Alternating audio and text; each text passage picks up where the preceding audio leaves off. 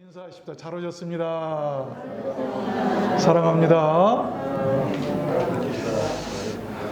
여러분, 성경에 보면 우리 인생이 하나님의 은혜를 입게 되는 그런 장소들이 나와요. 예를 들면 성전이나 성소나 회막 같은 그런 장소들이죠. 그 중에 아주 특별한 곳이 있는데 오늘 성경에 나오는 도피성이라고 하는 곳입니다. 그 기능이나 용도를 보면 실수로 살인을 저지른 사람이나 범죄자들의 생명을 보호하기 위해서 특별히 설치된 그런 장소를 말합니다.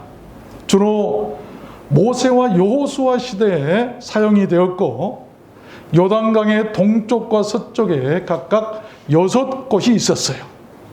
그 장소가 이제 게데스, 세겜, 헤브론, 골란, 베셋, 길르앗, 라모님 같은 그런 장소에 6곳이 있었습니다. 이들 성읍의 위치나 거리는 어느 도망자든 반드시 하룻길에 도달할 수 있는 거리에 설치하도록 했어요. 그래서 나중에 살펴보니까 이 48km 이내 반경에 다 들어있다고 그래요. 사람이 하루 종일 걸어가거나 뛰면 48km는 갈 수 있는, 피할 수 있는 그런 배려죠. 그 도피성으로 향하는 모든 길에는 이 도피성이라고 쓴 팻말이 눈에 띄기 쉬운 길목에 반드시 설치되어야 했었고, 길은 넓게 닦아서 도피에 용이하게 했다고 합니다. 전승에 따르면 그 길의 폭이 무려 14m나 됐다고 그래요. 그래서 길을 몰라서, 길이 좁아서 가다가 길을 잃거나 넘어지지 않도록 배려한 그런 일이죠. 또 도피성에는 모든 생필품을 비치해서 도피 생활을 하는데 불편함이 없다고 했다고 그래요. 양식이라든지 물이라든지 모든 것이 항상 비치되어 있었다고 그래요. 위경에 처한 사람들을 위한 그런 하나님의 자비하심과 긍휼을 아주 잘 나타내주고 있는 특별한 구약의 제도가 아닐 수가 없습니다. 그 구약의 도피성 제도는 바로 우리 주님 예수 그리스도의 구원의 품을 이렇게 예표하고 있습니다. 그런데 중요한 것은 그 도피성을 이용하는 방법을 알아야 하는 것이죠. 그래서 저는 오늘 말씀을 받들어서 그 도피성에 이용했던 방법을 여러분들께 증거해 드리려고 하는 것입니다. 여러분, 우리가 어떤 가전제품이나 어떤 제품을 사게 되면 그 사용하는 방법이나 절차를 안내하는 매뉴얼이라는 것이, 사용 설명서라는 것이 반드시 들어있어요. 그것을 무시했다가 큰 낭패를 보기도 합니다. 새로운 제품을 한번 써보지도 못하고 망가뜨릴 수도 있고 많은 기능을 모르고 지나칠 수도 있어요. 성경적으로 본다면 우리가 그 능력의 예수 그리스도의 이름을 우리가 이용하지 못해서 많은 것을 놓칠 수도 있다고 하는 거예요. 알아야 된다. 저도 핸드폰을 샀는데 그렇게 쉽고 편리한 기능도 있는 줄 몰랐어요. 나중에 딸 아이에게 이렇게 물어보고 또 하는 걸 보니까 그동안 알지 못했던 그렇게 쉽고 편리한 기능들이 맞는 것을 보고 아주 탐복을 했어요. 모르면 안 되는 거예요. 알아야 된다. 여러분께서는 여러분 인생의 도피성을 알고 계십니까? 위험한 일이나 죽음이 찾아왔을 때 여러분 영혼은 어디로 도피하시겠습니까? 아십시오.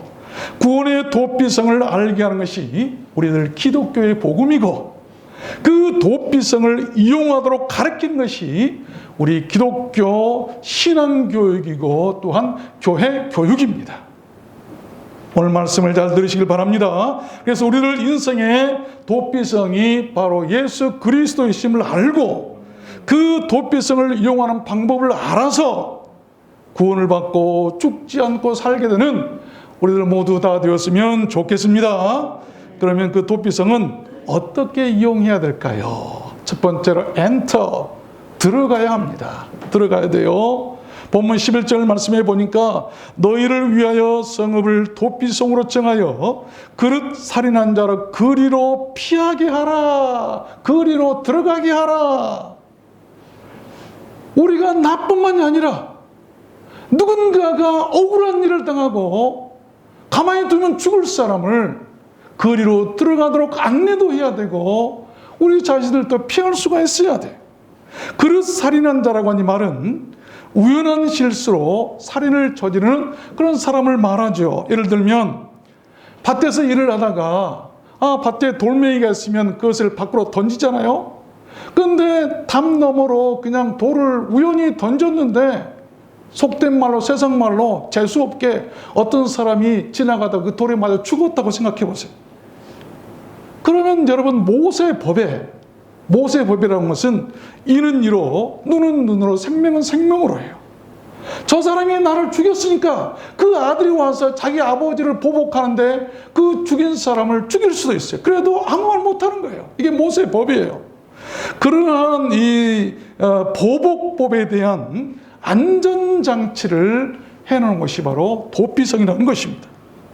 신명기 19장에도 보면 살인자가 거리로 도피하여 살만한 경위는 이러하니 곧 누구든지 본래 혐오이 없이, 다시 말하면 원망함도 미워함도 감정도 없이 부지 중에 그 이웃을 죽인 일, 가령 사람이 이웃과 함께 산에 가서 벌목을 하다가 도끼로 벌목을 하다 찍다가 그 도끼가 빠져가지고 옆에 있는 사람을 맞춰가지고 죽게 됐다고 생각해 보십시오. 그런 사람은 성읍 중 하나로 도피하여 생명을 보존하도록 해라라고 하는 하나님의 자비하심의 제도예요. 우리는 그 도피성으로 피하고 들어가야 할 줄로 믿습니다. 그 도피성을 구경만 해서도 안 되고 듣기만 해서도 안 되고 묻기만 해서도 안 되고 대답만 해서도 안 되는 거예요. 순종하고 노아의 방주에 들어간 사람만이 구원받고 살았던 것처럼 믿고 들어가야 구원받고 사는 것임을 믿으시길 바랍니다. 신앙은요, 때로 이론이 아니라 액션, 행동이에요. 근데 많은 사람들이 교회에 대해서, 신앙에 대해서 묻기만 합니다. 또 뭐 많이 듣습니다. 어떤 사람은 구경도 합니다.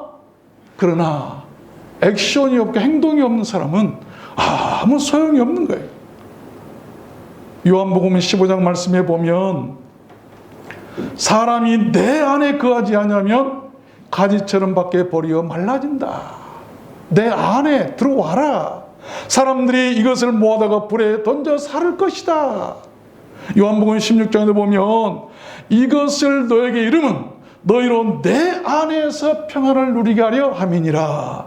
예수 안에 들어갈 때 평안이 있는 거예요. 많은 사람이 외로워요, 많은 사람이 괴로워요, 힘들어요 하는 것은 아직도 예수 밖에 있기 때문인데 예수 안에 들어가 보십시오. 그때 평안을 누릴 수 있다고 약속하셨어요. 로마서 8장에도 보니까 그러므로 이제 그리스도 예수 안에 in Christ Jesus, 예수 안에 있는 자에게는 결코 정죄함이 없다. 예수 안에만 싹 들어가 버리면 그 누구도 죄로 말미암아 죽일 수도 없어요. 정죄해도 못해요. 이는 그리스도 예수 안에 있는 생명의 성령의 법이 죄와 사망의 법에서 너를 해방하였음이라. 그 예수 안에 있는 바로 생명의 성령의 법, 그 법이 그를 살린 것처럼 도피성이라고 하는 것은 바로 그 안에 들어갔을 때 하나님께서 그들을 살리시기 위한 그런 법이라고 하는 말씀이에요. 우리가 그 도피성과 같은 은혜가 있음을 알고 힘들고 어려울 때면 도피성으로 피하시길 바랍니다. 우리의 피할 곳은 도피성밖에 없습니다. 두 번째입니다. 그 도피성을 어떻게 이용해야 될까? hold. 두 번째는 붙잡아라. 열왕기상 1장 50절에 보면 이런 말씀이 있어요. 아도니아가 솔로몬을 두려워하여 일어나 가서 제단에 뿔을 잡으니 솔로몬이 이르기를 네 집으로 가라 하였더라. 뿔을 잡았다. 여기 나오는 이 아도니아는 누구냐면 다윗 왕의 이 넷째 아들이죠. 그가 자신의 형 압살롬처럼 자신이 왕이 되려고 장수들을 끌어들여 가지고 반역을 일으켰는데 그때 이제 선지자 나단과 그 솔로몬 어머니 밧세바에게 발각돼 버리고 말아요. 그래가지고 죽게 생겼는데 반역을 했으니까 당장 죽여야 되잖아요. 왕을 죽이고 자기들이 왕이 되려고 했으니 계획을 세웠으니까. 이것이 발각된 줄 알고 아도니아가 급히 피한 곳이 있었어요. 성전 안에 들어가지고 성전에 뿔을 꽉 잡은 거예요. 그리고 용서를 빕니다. 그랬더니 솔로몬이 죽이지 못하고 살려 돌려보냈다라고 한 말씀이에요. 그 제단 뿔이 바로 도피성이었다는 것이죠. 그러나 나중에 그 은혜를 잊고 다시 왕위를 탐내어서 반역했다가 아도니아는 솔로몬에 죽고 말죠. 그렇습니다.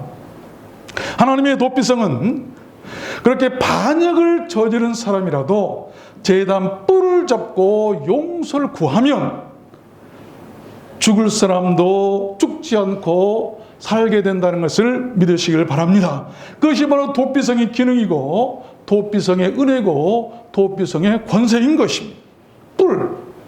사실 도피성은 원래 성이 만들어지기 전엔 제단 뿔이 도피성이었어요. 그걸 붙잡으면 됐었는데 이제 나중에 사람들이 많아지니까 가나안에 들어가서는 번성하니까 성을 따로 만들었던 것 아니겠습니까?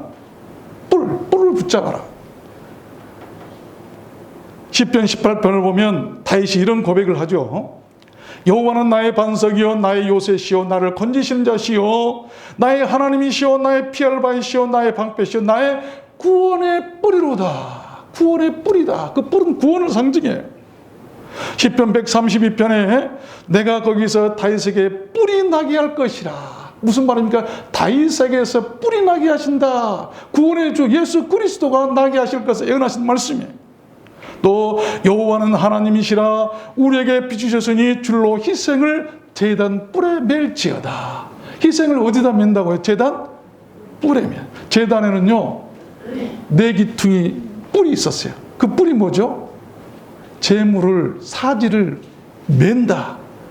그 사지를 메어서 하나님께 번제를 드렸던 그 상태를 이룰 때 쓴 말이죠. 이게 뭘 의미할까요? 예수님께서 양손과 양발의 사지에 못이 박혀서 꼼짝 못하도록 했던 그 짐승 제물이 꼼짝 못하도록 마치 십자가에 못 박는 것처럼 사지를 매했던 곳이 바로 제단 뿔이었다. 그 뿔에 매라 이 말입니다. 누가복음 1장에도 보니까 우리를 위하여 구원의 뿔을 그 종 다윗의 집에 일으키셨으니 구원하시는 자의 구원이로다. 다윗의 집에 그 뿔을 매셨다. 그 뿔을 붙잡아야 산다고 하는 것은 예수 그리스도를 붙잡아야 산다는 것이죠. 여러분께서는 위험에 처했을 때 무엇을 붙들기를 원하십니까? 지팡이 같은 세상 것들입니까? 물론 어느 정도 유용할 수가 있어요. 그러나 한계입니다. 영원하지는 못합니다. 우리들 영원한 구원의 뿔은 오직 우리 주님 예수 그리스도이신 것을 믿으시기를 바랍니다. 그것이 바로 믿음이에요. 그걸 붙잡으십시오. 그러면 살 수 있고 그러면 구원받을 수 있어요. 그것이 우리들 기독교 복음 아니겠습니까? 그 어디를 가도 구원받을 수 없었는데 맞아 죽을 수밖에 없는데 죄로 인해서 내가 사람을 죽였으니까 그 사람도 죽어야 마땅해요. 그런데 그런 사람도 제단으로 피해서 제단에 있는 뿔, 예수 그리스도의 십자가의 상징 그 뿔을 붙잡기만 하면 살 수 있다는 것입니다. 예수밖에 우리를 살려줄 자가 없다고 하는 그런 말씀 아니겠어요? 세 번째입니다. 그 도피성을 또한 우리는 어떻게 이용해야 할까요? 이 not to come out, 이 나오지 말아야 돼. 민수기 35장 26절을 보면 그러나 살인자가 어느 때든지 그 도피했던 도피성 지경 밖에 나갔다 하자 피를 보수하는 자가 도피성 지경 밖에서 그 살인자를 만나 죽일지라도 위하여 피 흘린 죄가 없나니. 무슨 말입니까? 누구든지 도피성 밖으로 나간 자는 책임지지 않겠다고 한 말씀이에요. 그런 것입니다. 우리는 도피성에서 나가지 말아야 합니다. 그 이유를 출애굽 6절 때나 노아의 방주 사건에서 우리는 볼 수 있잖아요. 죽음의 사자가 애굽 땅을 덮치고 이렇게 지나갈 때 그 6월절 어린 양의 피가 묻은 그 집에서 밖으로 나왔다고 생각해 보십시다. 다 죽음뿐이었을 거예요. 또한 바로 우리가 노아 방주를 생각해 보더라도 답답하다고 방주 밖으로 나왔다면 어떻게 됐을까요? 모두 다 홍수에 죽고 말았을 것입니다. 우리는 하나님께서 문을 열어주실 때까지 그 도피성 안에 있어야 합니다. 그래야 사는 것이죠. 도피성 대신 그리스도 밖으로 나가지 마시기를 바랍니다. 그리스도 밖에는 구원이 없기 때문이에요. 이 마지막 때 여러분의 도피성은 어디시고 또한 여러분의 자녀들은 어떻습니까? 그 도피성을 알고 있습니까? 그 도피성을 가르치시길 바랍니다. 그것이 부모의 최고 도리예요. 최고 도리. 마지막 네 번째입니다. 도피성을 우리는 또한 어떻게 이용해야 할까요? wait, 기다려야 되죠. 기다립니다. 민수기 35장 28절을 보면 이는 살인자가 대제사장의 죽기까지 그 도피성에 유하여야 할 것이라. 대제사장이 죽은 후에는 그 살인자가 자기의 사람의 땅으로 돌아갈 수 있느니라. 도피성에 피한 자를 대제사장이 죽기 전에는 속전을 받고 그의 땅으로 돌아가 거하게 하지 말 것이니라. 이게 무슨 말이냐면, 여러분, 도피성에 있던 사람이 문을 열고 나와서 본래 자기 거처로 돌아갈 수 있는 그 방법은, 그 길은 딱 한 가지였어요.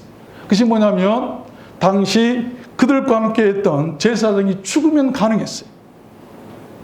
그때까지 기다리라고 한 말씀 아니겠어요? 여러분, 그것이 무엇을 의미할까요?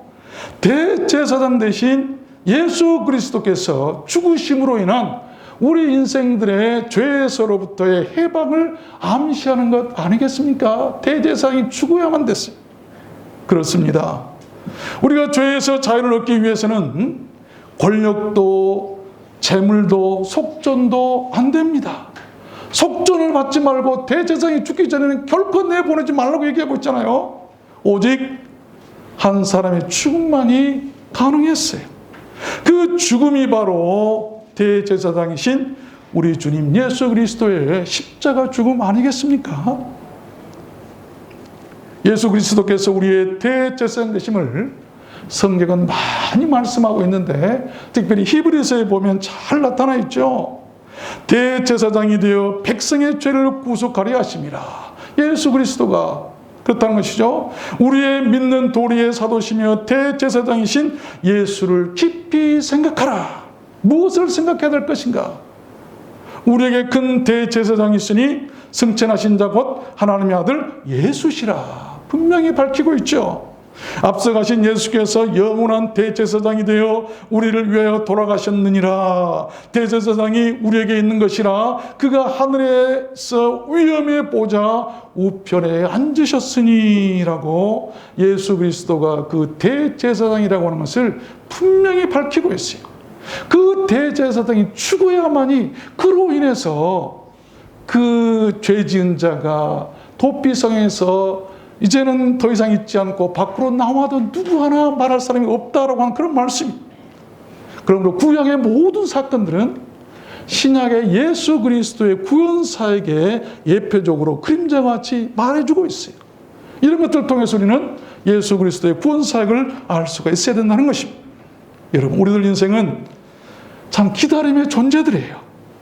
여러분은 일생에 무엇을 기다리며 살고 계십니까? 우리 가곡에 기다리는 마음이라고 하는 가곡이 있죠.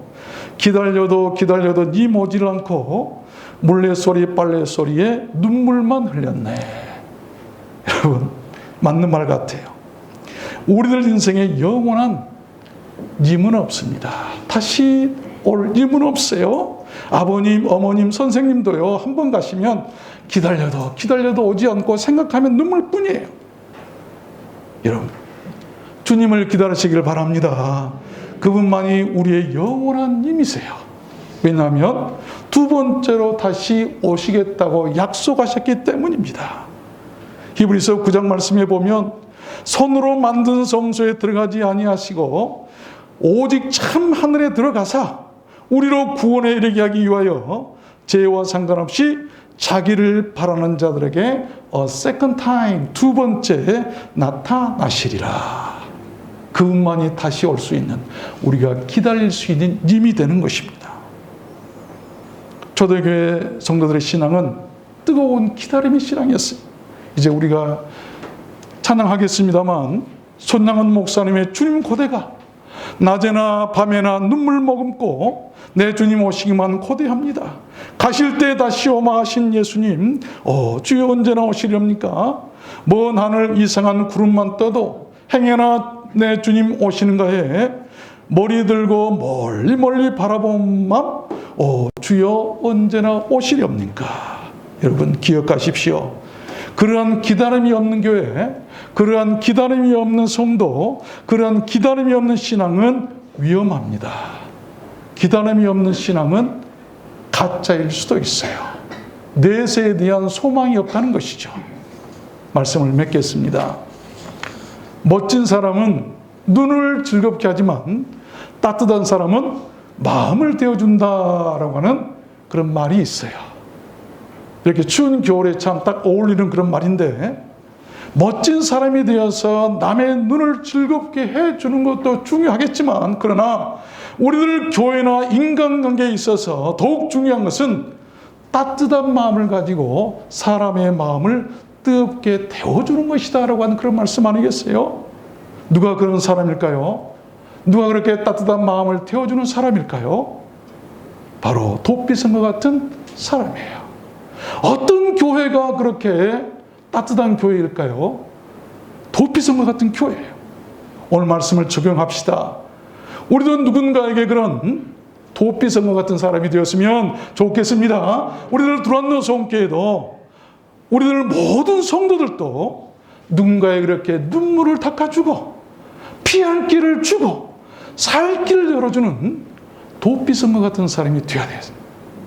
이게 바로 기독교예요. 이게 올바른 교회예요. 그리고 올바른 성도예요. 여러분, 어린 자식을 갈대 상자에 담아 강으로 떠나보내는 그 모세의 어머니 요게벳의 심정을 한번 생각해 봅시다. 어땠을까요? 물이 셀까 두려워서 갈대 상자에다가 안과 밖으로 역청과 나머지를 잘 야무지게 바르고 그 슬픈 아이, 아직 어미 젖도 떼보지 않는 그 슬픈 아이 이마에다가 입을 맞추고 뚜껑을 덮고 강에 띄워 보냈을 것입니다. 여러분, 자기 생명과는 같은 자식을 살리기 위해서 만들었던 그 갈대 상자를 물이 새고 조금 가다 가라앉아 버릴 그런 허들의 상자로 대충 만들었을까요? 요 며칠 전에 어떤 도시에서 그 높은 고층 아파트가 와르르 무너진 것을 보았어요. 내가 살 집이라고 한다면 여러분 그렇게 만들었을까요? 우리들 생명을 담을 그 믿음의 갈대 상자도 마찬가지입니다. 대충 만들어서는 안 됩니다. 신앙생활 대충 해서는 안 된다는 것입니다. 그런 신앙은 조금 가다가 물이 새고 가라앉고 말 것입니다. 우리의 신앙 대충 하다가는요, 어느 날 보면 물이 들어와서 다 가라앉아 버리고 안 보여요. 주님은 우리의 돗비성이고 갈대 상자와 같은 분이십니다. 주님의 그 갈대 상자 안에 우리들 근심이나 염려, 슬픔이나 삶의 고통, 아픔이나 질병 같은 생의 무거운 짐들을 모두 담아서 기도의 강물에 다 띄워보냈으면 좋겠습니다. 그러면 주님께서 그것을 보시고 건져주시고 구원해 주실 줄로 믿습니다. 믿으십시오. 여러분 삶이 지치고 힘들 때면 주님의 이름을 부르며 그 돗비성으로 가십시오. 그곳에 구원이 있고 참 안식이 있음을 오늘 믿으시길 바랍니다. 여러분 모두 그렇게 되시기를 주님의 이름으로 축원합니다. 우리 찬양할까요?